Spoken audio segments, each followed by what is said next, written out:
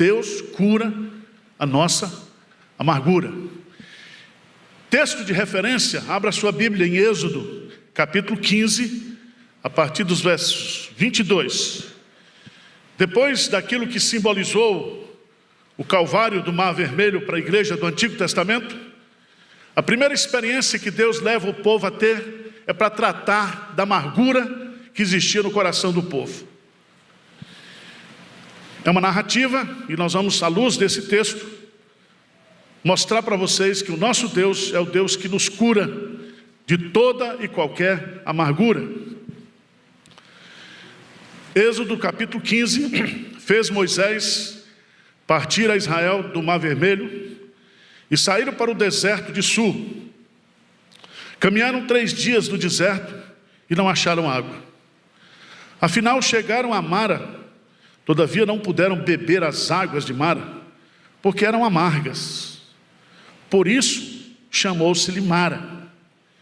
E o povo murmurou contra Moisés, dizendo: que havemos de beber? Então Moisés clamou ao Senhor, e o Senhor lhe mostrou uma árvore. Lançou a Moisés nas águas, e as águas se tornaram doces. Deu-lhes ali estatutos e uma ordenação, e ali os provou. E disse, vamos ler juntos, os 26 e 27, e disse: se ouvires atento a voz do Senhor teu Deus, e fizeres o que é reto diante dos seus olhos, e deres ouvidos aos seus mandamentos, e guardares todos os seus estatutos, nenhuma enfermidade virá sobre ti, das que enviei sobre os egípcios, pois eu sou o Senhor que te sara. Então chegaram a Elim, onde havia 12 fontes de água, 70 palmeiras, e se acamparam junto das águas. Meus amados irmãos, todos nós passamos por situações, e essas situações são sementes que, lançadas no nosso coração, podem gerar uma raiz de amargura. E lá em Hebreus capítulo 12 diz que a amargura nos coloca fora da graça de Deus.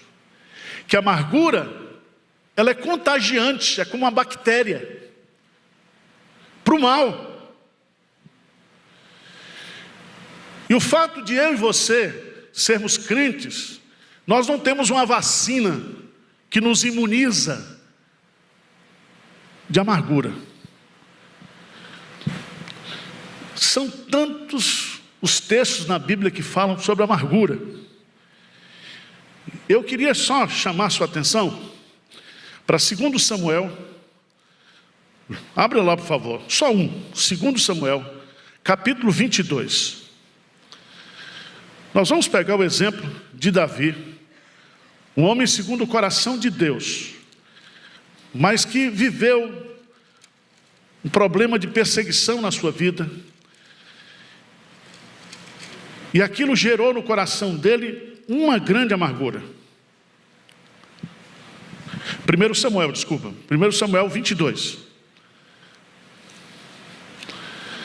1 Samuel capítulo 22. Eu queria que você lesse comigo os versos 1 e 2. 1 Samuel 22, 1 e 2. Lê comigo aí, o que diz? Davi retirou-se dali e se refugiou na caverna. Quando ouviram isso, seus irmãos e toda a casa de seu pai desceram ali para ter com ele. Ajuntaram-se a eles todos os homens que se achavam em aperto, todo homem endividado e todos os amargurados de espírito, e ele se fez chefe deles, e eram com eles uns 400 homens. Veja que exército maravilhoso. 400 homens que estão em aperto, que estão endividados e que estão o quê? Amargurados de espírito. Então, se você quebrou esse ano passado e está amargurado, hoje tem cura para você aqui. Se você está apertado, se você está angustiado. E é tão interessante que Davi se tornou o quê? O chefe. Então era o amargurado dos amargurados, né? Há tanta coisa na Bíblia, diz que Isaac e Rebeca tiveram amargura de espírito. Sabe por quê? Porque Esaú fez um casamento que desagradou a eles. Foi um casamento para afrontá-los. Eu imagino quantas amarguras existem hoje das famílias, dentro de casa, em relacionamento conjugal, em relacionamento de filho com pai, pai com filho. Já pensou, seu Mar, você das suas 3 filhas, uma filha sua casa com traste. Isso traz o quê? Amargura. Ana, ela tinha amargura de alma porque ela não conseguia conceber. E ela vai lá para o templo orar, e ela disse que estava com amargura de alma, porque Deus estava privando ela. Nós temos o caso de Noemi, que se chama Bela, e que saiu de Belém e foi para Moabe, e ali ela perdeu o seu esposo, os seus 2 filhos. E ela volta então para Belém, e quando ela chega em Belém, ela diz: não me chamam mais de Noemi, me chamem de Mara, porque eu sou uma mulher amargurada de espírito. Preste atenção, nós não podemos ser abençoados por Deus nesse ano, nós não podemos ter uma jornada com esse Deus incomparável, se nós não tratarmos o nosso coração nesses primeiros dias. À luz do texto, eu quero chamar a sua atenção para 4 pontos importantes aqui desse texto. Primeiro, experimentando amarguras. Veja aí no texto de Êxodo capítulo 15, que fez Moisés partir a Israel do Mar Vermelho. Veja bem, ato imediato, a saída do Egito. Eles dançaram e cantaram, capítulo 15, na primeira parte. E a primeira experiência que eles têm é uma experiência de amargura. E diz o texto que eles chegaram a Mara, depois de marchar 3 dias no deserto. E a água, quando ela foi provada, ela não servia para ser bebida. Eram águas o quê? Amargas. Aqui nós temos 3 lições muito importantes. Primeiro, foi Deus quem conduziu o seu povo para aquele lugar. Porque Moisés, ele seguia a orientação de Deus. E foi Deus que tirou o povo do Egito. E era Deus que vai conduzir o povo no deserto, através da coluna de fogo e da nuvem. E aqui eu quero que você entenda o seguinte, que as amarguras que eu e você, nós enfrentamos na vida, elas fazem parte do projeto de Deus, do plano de Deus, para o nosso crescimento, para o nosso amadurecimento. Tá certo? Veja lá em Ruth capítulo 1, verso 20 e 21, a Noemi, ela declara assim, Ruth 1, 20 e 21, ela diz assim: porém ela lhes dizia, não me chameis Noemi, chamai-me Mara, porque grande amargura me tem dado Todo-Poderoso. Ditosa eu parti, porém o Senhor me fez voltar pobre. Por que, pois, me chamarias Noemi, visto que o Senhor se manifestou contra mim, e o Todo-Poderoso me tem o quê? Afligido. Então preste atenção, se você perdeu um ente querido no ano passado, e você está amargurado, culpando Deus, pode ter certeza que ninguém parte dessa vida se não for da vontade de Deus. Eu não sei o que você pensa, mas a Bíblia diz que todas as coisas cooperam para o bem daqueles que amam a Deus.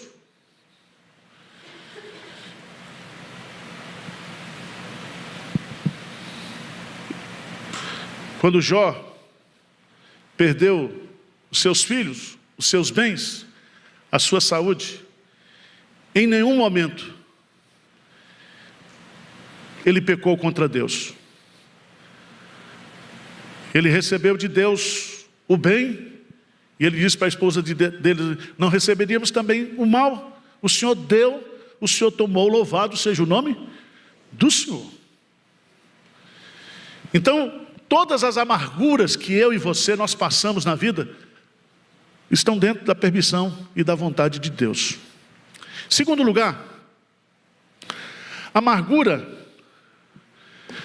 não é um acontecimento, mas uma reação do coração humano.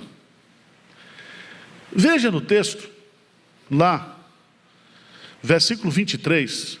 Afinal chegaram a Mara, todavia não puderam beber as águas de Mara, porque eram amargas, por isso chamou-se-lhe Mara. Presta atenção, antes deles chegarem ali, as águas já existiam.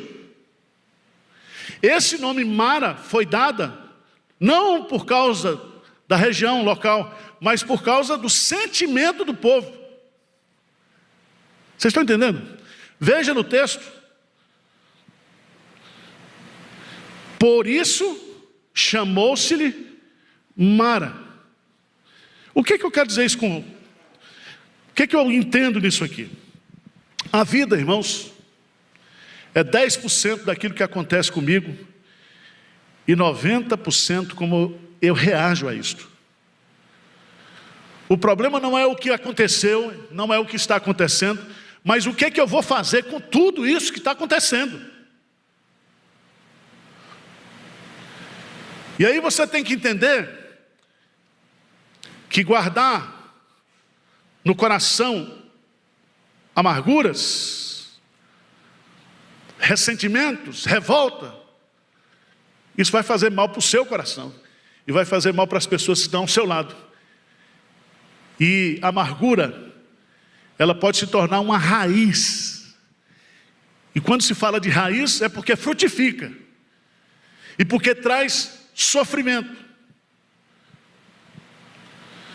Então não permita que essas coisas circunstanciais, essas sementes de amargura que foram lançadas sobre você nesse ano que passou, crie raízes e frutifique no seu coração. Em nome de Jesus, não permita isso. Não permita.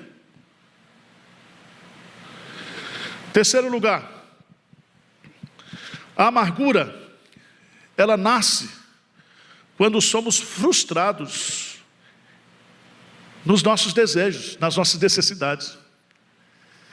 Veja no texto que eles caminharam 3 dias no deserto e não acharam água. Afinal chegaram a Mara. A água estava lá. Tinha água para todo mundo. Mas a água não podia ser o quê? Tomada, bebida. O que eu aprendo com isso? Eu aprendo que toda frustração que eu tenho na minha vida pessoal, quando eu crio expectativas muitas vezes irreais acerca das pessoas e das circunstâncias, isso pode trazer decepção para o meu coração. Quantas vezes, irmãos, você cria expectativas lá em cima acerca de pessoas, seria melhor você botar aqui embaixo, para você não sofrer. Quantas decepções nós passamos, porque também nós queremos que aquilo que nós tanto desejamos satisfaça as necessidades do meu coração, que muitas vezes são desejos pecaminosos. Por isso que Tiago diz: pedis e não recebeis, porque pedis mal. Deus sempre nos prova em pontos essenciais. Deus pediu a Abraão o sacrifício de Isaque. Deus tirou os bens e os filhos de Jó, mesmo sendo ele um homem justo. Deus permitiu que a enfermidade de Lázaro trouxesse morte para a casa de Marta e Maria. Então o fato da gente enfrentar decepções e frustrações em coisas necessárias e importantes da vida, isso não é motivo para eu permitir que a amargura habite no meu coração. Isso posto, vamos para o segundo ponto que eu acho importantíssimo. Como é que eu posso superar as amarguras? Como é que eu posso vencer as amarguras? Veja no versículo 24, diz assim: o povo murmurou contra Moisés, dizendo que havemos de beber. Preste atenção que se existe um pecado que Deus abomina, é o pecado da murmuração. Murmurar é produzir um som breve e baixo, é resmungar, é sussurrar. Sabe onde vai ter isso eternamente? No inferno. Lá vai ter choro e ranger de dentes. Murmuração. A murmuração é o cântico da insatisfação e da incredulidade. Quando você murmura contra Deus, você está dizendo: Deus, o Senhor não está me tratando bem, o Senhor não está sendo justo comigo, o Senhor não está sendo bondoso comigo, o Senhor não está sendo misericordioso comigo. Apesar de Deus estar sendo tudo, você não reconhece, por isso você murmura.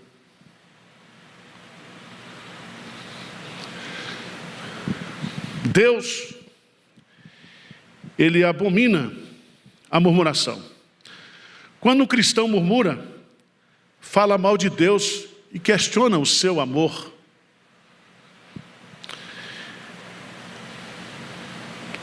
Primeiro Coríntios, capítulo 10, versículo 10, a palavra de Deus diz: nem murmureis como alguns deles murmuraram e foram destruídos pelo exterminador. Preste atenção, Deus, Ele pune severamente os murmuradores. Ok? Então, não murmure, meu irmão. Não murmure. Não permita que a amargura produza murmúrio. Essa cantiga infernal. Charles Spurgeon diz que lá, a cantiga do inferno é a murmuração eterna. Segunda coisa que eu aprendo aqui, maravilhosamente no texto. Versículo 24. O que diz? E o povo murmurou contra quem? Moisés. Primeiro contra Deus, porque é Deus que enviou Moisés. Mas aqui eu aprendo uma lição muito importante. É que o povo estava amargurado, o povo murmurou e projetou a sua culpa, a sua murmuração para Moisés. Foi você que nos tirou do Egito. Foi você que nos trouxe para aqui. Então preste atenção. Quando a gente passa por situações difíceis, complicadas na vida, a gente sempre quer encontrar o quê? Um culpado, é ou não é? Eu vi um sujeito aqui da USP, um físico, falando sobre a chuva que deu na Bahia. Ele disse que a culpa é da Amazônia. Eu falei: mas rapaz, o cara tem coragem de... tem que arrumar um culpado. Não é assim? Se você ler hoje a Folha do Estado, o UOL, o Estadão, Folha de São Paulo, tudo que acontece no Brasil, a culpa é do presidente. Estão falando que o presidente tem 3 dias para dar um título para o Palmeiras, o título do Mundial, do STF. É como aquele pessoal que ficou obeso de tanto comer McDonald's e processou o McDonald's por entender que a McDonald's estava fazendo uns sanduíches muito deliciosos. E a obesidade deles era culpa do McDonald's. E veja, irmãos, que a gente vive muitas vezes na vida, por causa das nossas frustrações, procurando culpado. Não busque culpados pela sua amargura. Não vamos cometer o mesmo erro de Israel. Às vezes, você culpa o pastor, você culpa a igreja, você culpa isso, você culpa aquilo, mas você nunca chama para si a responsabilidade dos seus atos. Mas o versículo 25 Como vencer a amargura? Veja que coisa maravilhosa. Versículo 25, vamos ler juntos? O que diz aí? Então Moisés clamou ao Senhor, e o Senhor lhe mostrou uma árvore. Lançou a Moisés nas águas, e as águas se tornaram doces. Deu-lhes ali estatutos e uma ordenação, e ali os provou. Então veja bem, não murmure, não busque culpados para a sua amargura. E aqui no texto, busque em Deus a solução para as suas amarguras. Veja que Moisés clamou a quem? Ao Senhor. Ou seja, Senhor, eu estou nessa situação, eu trouxe o povo, está aqui.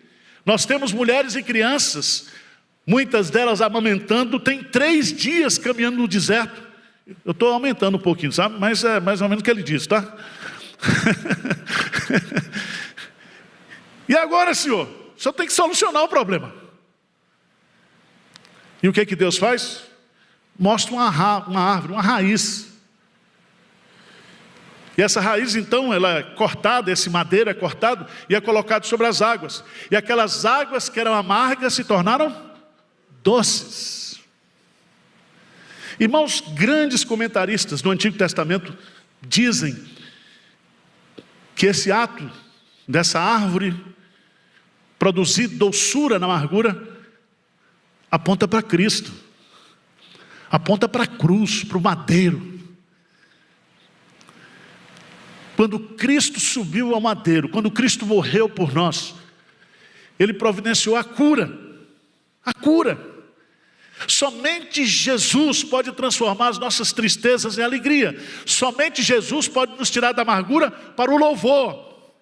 Somente Jesus pode tirar o espírito angustiado e colocar veste de louvor. Somente Ele pode consolar todos os que choram. Ele pode. E aqui eu queria chamar a sua atenção. A solução da sua amargura está em Deus. Veja lá o Salmo 142, 1 e 2. Vamos ler juntos? Salmo 142, 1 e 2.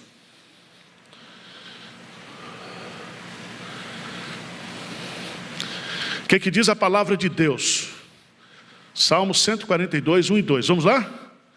Ao Senhor ergo a minha voz e clamo. Com a minha voz suplico ao Senhor. Derramo perante Ele a minha queixa. A sua presença exponho a minha tribulação. Derramar aqui é um ato das emoções, dos sentimentos. Mas quando ele diz eu expunho, o verbo expor no hebraico é apresentar de forma lógica o que ele estava sentindo, o que ele estava passando, qual era a sua necessidade. Então se você quer ser curado de toda amargura, derrame o seu coração na presença de Deus, exponha para Deus toda a sua tribulação, toda a sua angústia, tudo aquilo, porque Deus já sabe, Ele conhece você. Ele conhece você.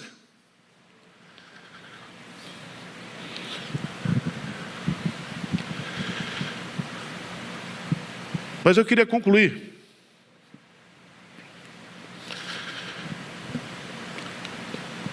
em terceiro lugar, apresentando 3 lições que Mara nos ensina. Quando Deus nos leva para experiências amargas nessa vida, pode ter certeza que elas são necessárias para nós. Segundo, que nós podemos buscar em Deus a cura. Ele cura a gente, Ele sara.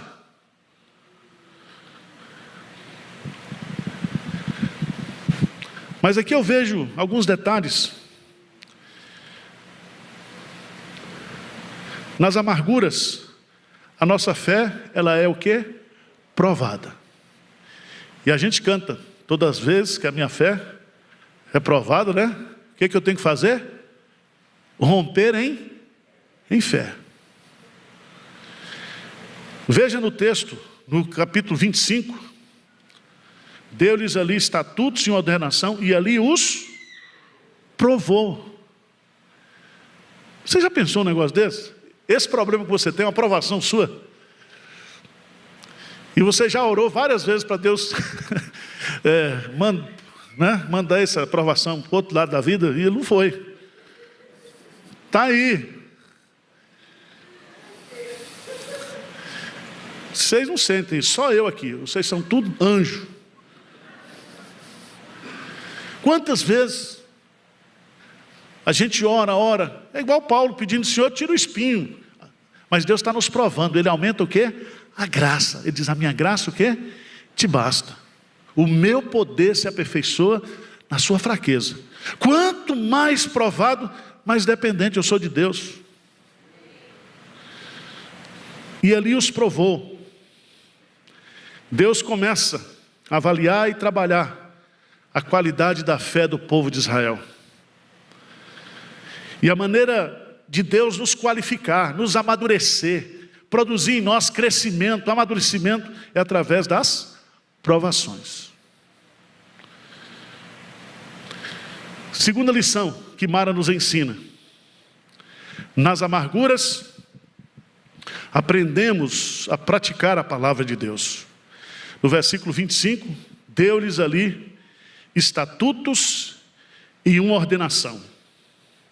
Eu gosto disso, porque na escola de Deus, primeiro Ele aplica a prova, depois Ele dá a lição. Na escola da vida, nas escolas formais, o professor dá o conteúdo. Você aprende, depois Ele aplica a prova. Na vida cristã é diferente. Deus joga logo a prova. Você fica doidinho, sem saber o que fazer, sem entender o que está acontecendo. Aí depois Ele vai lá, Ele está com você na prova, na amargura, e Ele cura você, Ele sara você e diz: eu queria ensinar isso para você, eu estou lhe ensinando isso. Mas o que eu acho fantástico nesse texto é o versículo 26, irmãos. E disse: se ouvires atento a voz do Senhor teu Deus, e fizeres o que é reto diante dos seus olhos, e deres ouvidos aos seus mandamentos, e guardarem todos os seus estatutos, nenhuma enfermidade virá sobre ti, das que enviei sobre os egípcios. Aí Deus vai revelar o nome dele. O que ele diz aí? Pois eu sou o Senhor que te sara. Jeová Rafa. Eu sou o Deus que te cura, te sara. Então pode vir amarguras, podemos passar por grandes provações, por grandes tribulações, mas eu não vou permitir que isso crie amargura no meu coração, porque Deus me cura, Ele me sara, Ele me sara.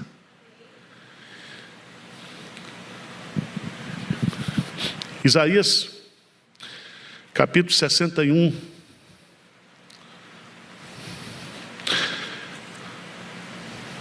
versos 1 e 2. Vamos ler juntos?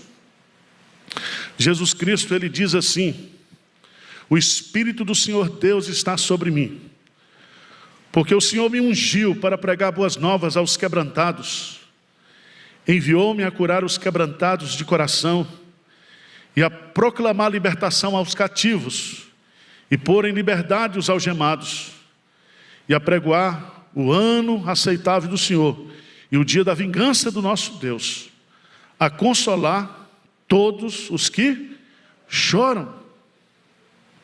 Como é que Jesus faz isso? Sabe como é que Ele fez isso? E faz isso? Isaías capítulo 53 diz que Ele levou sobre si todas as nossas dores, todas as nossas transgressões, todos os nossos pecados, e o castigo que nos traz a paz foi colocado sobre Ele. E diz assim: e pelas suas pisaduras fomos nós o quê? Sarados. A cruz cura definitivamente. A obra de Cristo vai curar definitivamente o sofrimento humano, porque um dia Ele enxugará dos seus olhos toda lágrima. Um dia você vai ressuscitar, um dia você vai viver perfeitamente na presença de Deus. Mas enquanto esse dia não chega, nas amarguras dessa vida, nós podemos recorrer a Cristo e dizer: Senhor, me cura, me cura. Não permita que aquilo que fizeram comigo venha adoecer o meu coração. Tá bom? Nós não poderemos ir adiante com amargura no coração. Tá bom? O sábio Salomão, ele diz umas coisas muito interessantes, mas ele diz lá: o homem perverso espalha contendas, e o difamador separa os maiores amigos. A palavra difamador no hebraico é o murmurador, é o amargurado. Ele separa os maiores amigos. Mas Deus, Jesus Cristo, Ele é o nosso maior amigo. E nós podemos contar com Ele. Amém?